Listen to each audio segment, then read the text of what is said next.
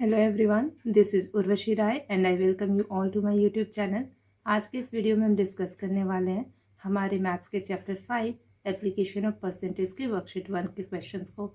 जैसा कि मैंने आपको फर्स्ट क्लास में बताया था कि इस चैप्टर में पहले तो हमें ये समझना है कि परसेंटेज क्या होता है, जिसको ऑलरेडी लास्ट क्लास में हमने डिस्कस कर लिया है और उस पर बेस्ड कुछ क्वेश्चंस भी कर लिए थे कि कैसे हम परसेंटेज को फ्रैक्शन में या फिर फ्रैक्शन को परसेंटेज में करते हैं। इस टाइप के कई सारे क्वेश्चंस को हमने डिस्कस किया हुआ है। आज के इस वीडियो में हम डिस्कस करने वाले हैं जो टॉपिक, वो है application of percentage. Application of percentage का सिंपल सा यूज़ है कि परसेंटेज कहाँ यूज़ होता है, कैसे यूज़ होता है, ये हमें इस वर्कशीट में सीखना है। तो ये सारे क्वेश्चंस परसेंटेज के ही एप्लीकेशन पे बेस्ड है। तो वर्कशीट 1 के क्वेश्चंस को डील करते वक्त हम परसेंटेज को यूज़ करने वाले हैं। तो स्टार्ट करते हैं आज की class. So the question number 1 is, a property dealer charges 2% commission from a buyer or a seller of property if Ramlal paid rupees 20,000 as a commission for purchasing a flat. What was the value of the flat? इस question में बोला जा रहा है कि एक property dealer है जो कि 2% कमीशन चार्ज करता है किसी भी बायर से या फिर सेलर ऑफ प्रॉपर्टी से। ठीक, अगर मिस्टर रामलाल ने 20,000 पे किया है एज अ कमीशन किसी फ्लैट को परचेज करते टाइम, तो उनके फ्लैट की वैल्यू क्या रही होगी। ठीक, तो बेसिकली बात यह है कि जो 2% कमीशन दिया जा रहा है वो क्या है, वो उसी फ्लैट के 2% की वैल्यू के इक्वल है। जो भी फ्लैट का कॉस्ट रहा होगा उसका जो भी 2% है वो अमाउंट मिस्टर रामलाल जो है वो कमीशन के फॉर्म में दे रहे हैं। तो हमें नहीं पता कि वो फ्लैट का अमाउंट कितना है, तो हमने सपोज कर लिया है कि let the value of the flat be ₹X। Now percentage of commission that is charged here is 2% and the amount paid by Mr. Ramlal is rupees, it is given in the question, it is rupees 20,000। तो rupees 20,000 as a charge दिया जा रहा है। ये 20,000 इसी x का 2% है। So we can say कि ये जो 2% ऑफ x है this will be equal to this amount that is rupees 20,000। ठीक, तो ये 20,000 के इक्वल है। तो यहाँ से इस इक्वेशन को सॉल्व करके हम x की वैल्यू को फाइंड कर सकते हैं। So 2% of x is equal to 20,000। तो ये जो 2 है और ये 20,000 ये कैंसिल हो जाएगा।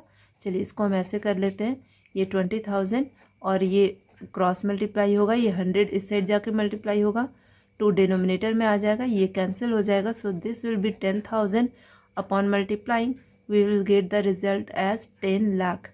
यानी कि ये जो फ्लैट था उसका चार्ज था 10 लाख, उसका 2% कमीशन होता है 20,000 जो मिस्टर रामलाल उस प्रॉपर्टी डीलर को दे रहे हैं। क्लियर है ये क्वेश्चन। अब हम देखते हैं हमारा question number 2। So the question number 2 is, a 3-star hotel in Delhi charges 10% sales tax on the price of the food taken. Mr. Saxena and his family had food for ₹685. Find the total amount he has to pay. यहाँ पर question में given है कि एक 3-स्टार hotel है दिल्ली में, वो 10% sales tax charge करता है जो भी फूड वहाँ से लिया जा रहा है उस पर। अब मिस्टर सक्सेना अपनी फैमिली के साथ वहाँ फूड लिए और उस फूड का जो टोटल प्राइस हुआ है वो है ₹685।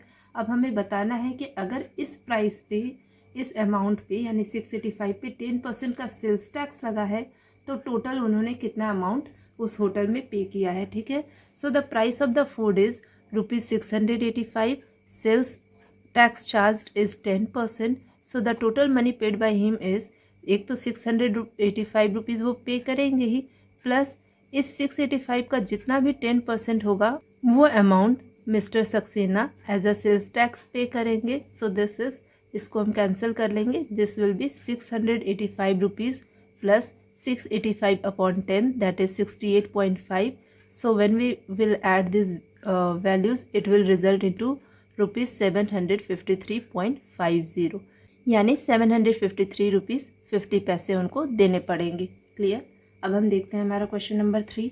So the question number 3 is, a painter paints 240 square feet of a wall. If this is 48% of the total wall surface, what is the area of the wall in square feet.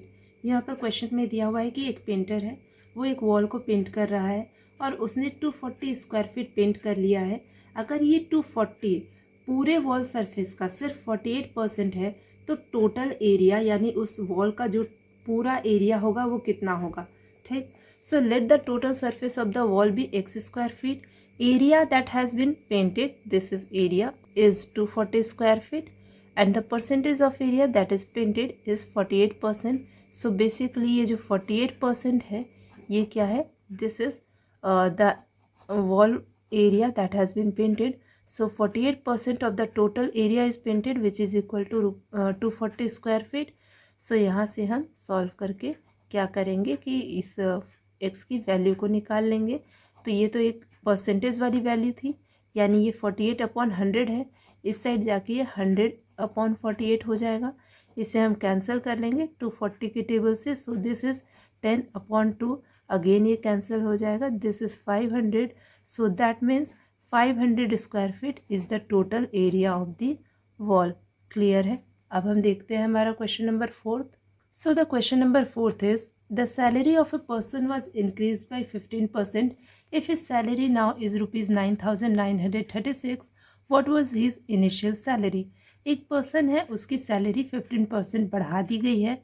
अगर अब भी उसकी salary यानी 15% increase करने के बाद उसकी salary 9,936 rupees है, तो उसकी सैलरी इस इंक्रीमेंट के पहले कितनी थी।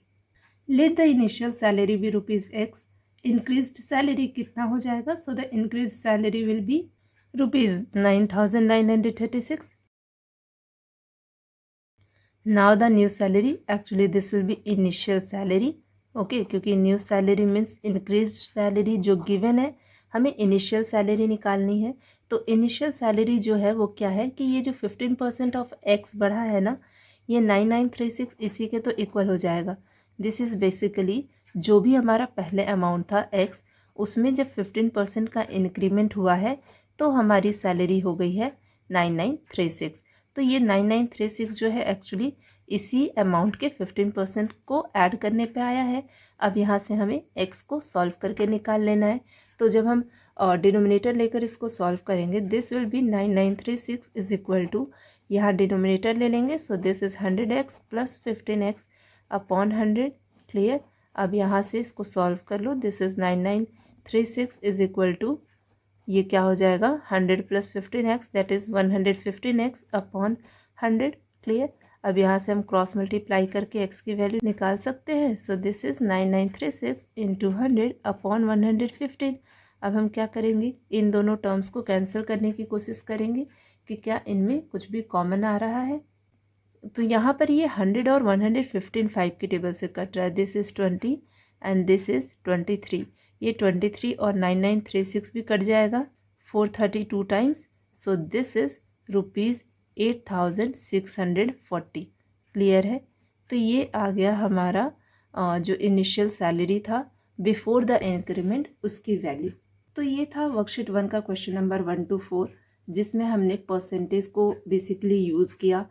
कैसे परसेंटेज हमें किसी भी क्वांटिटी की वैल्यू निकालने में हेल्प करता है वो हमने देखा। तो ये सारे क्वेश्चंस हमारे परसेंटेज के कॉन्सेप्ट पे ही बेस्ड थे। नेक्स्ट पार्ट ऑफ वीडियो में हम इसी वर्कशीट के आगे के क्वेश्चंस को डिस्कस करेंगे, जिसमें हमें परसेंटेज के कुछ और यूज़ वाले क्वेश्चंस को देखने मिलेगा। ठीक है। तो अगर आपको कोई भी क्वेश्चन में कोई भी डाउट है तो आप अपने क्वेश्चंस को कमेंट सेक्शन में पूछ सकते हैं। सो आज की क्लास को यहीं पर एंड करते हैं। Thank you and stay tune to my channel.